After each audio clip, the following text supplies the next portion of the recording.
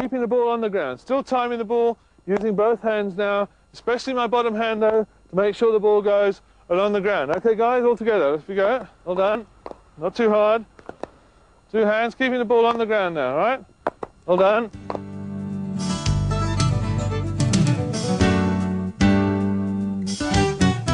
Right, let's remember the key points in the drives all around the wicket. First important point is, as you pick your hands up, the hands must go back so you see a little bit of a shoulder turn in order to get maximum power into the shot. The next point is to get beside the ball and not in front of it. If you get beside the ball, you have room in which to hit it.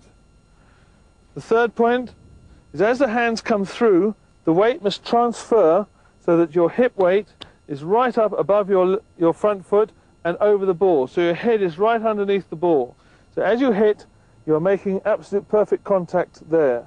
Bat straight and then follow through with your arms as straight as possible to stay on line with the ball. You can finish here in what is called a stop drive, or you can follow through at the end, keeping your hands straight in a follow-through drive perfected by the great Sir Leonard Hutton. So again, make sure you follow through and get the weight correct. So that's a straight drive. That applies with slight variation to the drive through the covers. Watch again, same back lift, the turn, watch the rotation of the shoulders and hit the ball through the covers. Obviously there's an element of danger here because your bat on contact is only half a bat and you can get caught at slip. So it's important to remember that. The on drive, one of the hardest shots in cricket to play. Not really if you apply the same principles. Again, pick your bat up high, get the foot out of the way and follow through along your shoulder line. Again, the hands going right the way through the ball and not working across it. Make sure you go all the way through and you really will enjoy driving the ball for 4.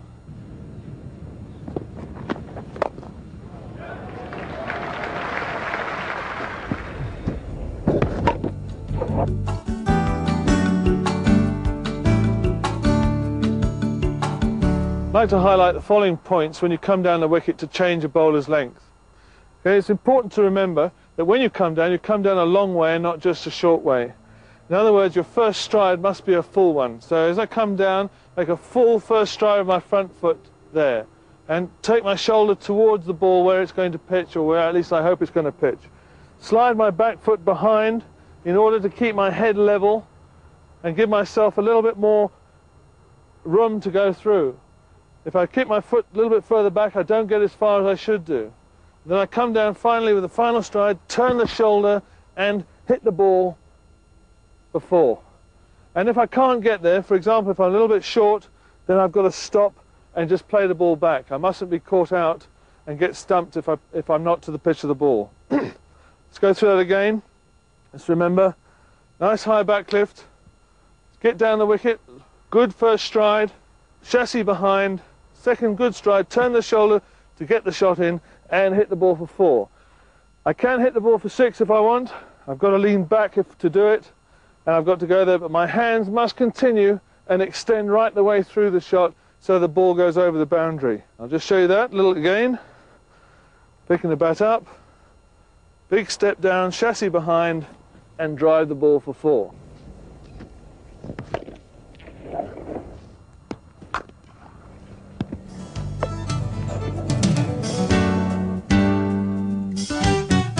It's often said that the sign of a really good player is how well he hits the ball off the back foot.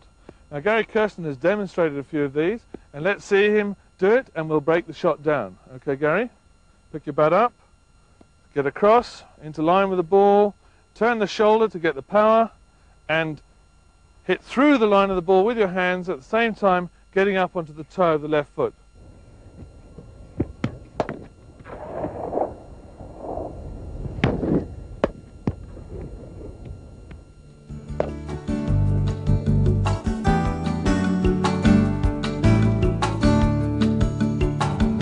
With the current cost of cricket equipment today, it's very important to make sure that you look after your gear properly. And with us today we have Gary Kirsten, who is going to show us exactly what he has in his cricket case. Welcome Gary. Hi Bob. Right, the first thing on the table here we've got is something new to me. What do you use these for, Gary? Yeah, this is the shin guard that I use to field at short leg. You can see it is adjustable, and sometimes you can use this section to cover your knees as well. Also, for the taller players fielding at short leg, it can cover their whole shin area.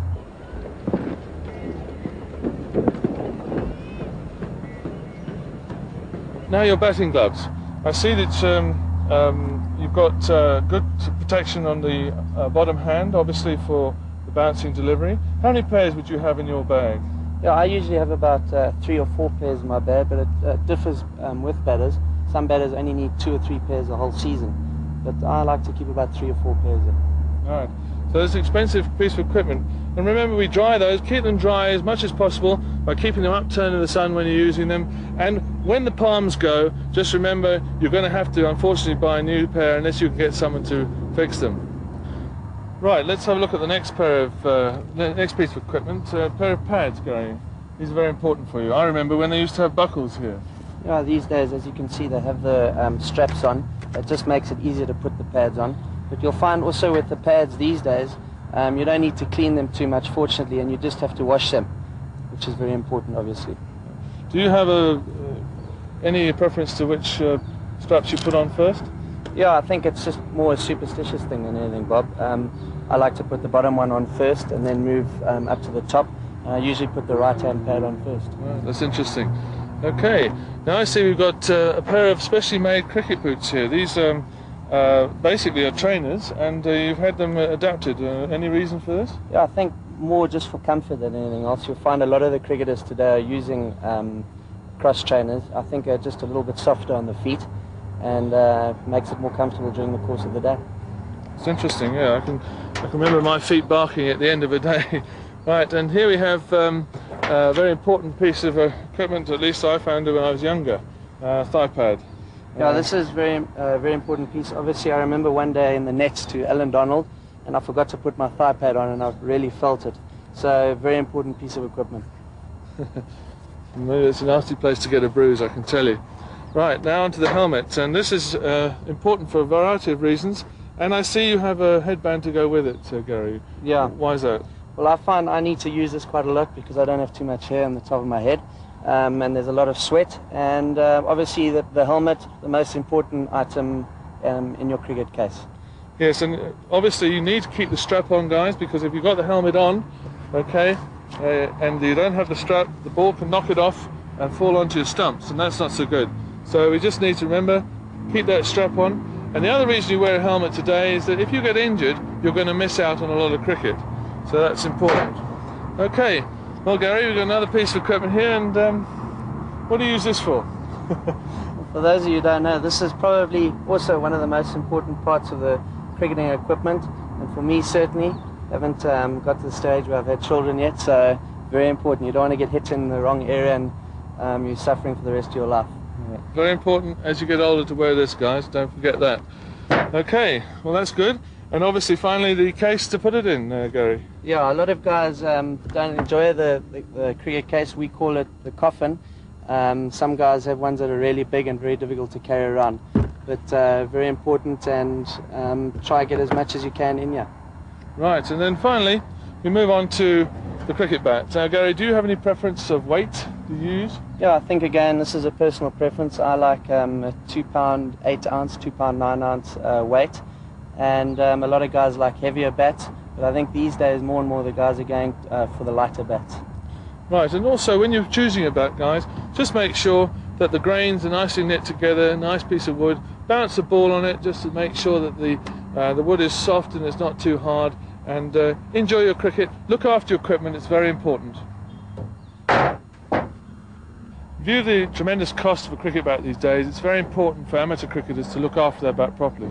Here I have a new bat, and you'll see that it hasn't been touched at all, and basically what we need to do here is actually just put linseed oil on it to give it a nice binding to make sure that the bat doesn't crack before you use it. Now don't put too much oil on, just a little dab on there, and then using your fingers just apply the oil gently right across the surface, right the way down, along the edges, all the parts that you're going to use, Remember, you bought the bat, you're allowed to use all of it, and just get it in there nice and easy, okay? Let it go in there, and then just leave it down to dry. And here we have the slightly older bat.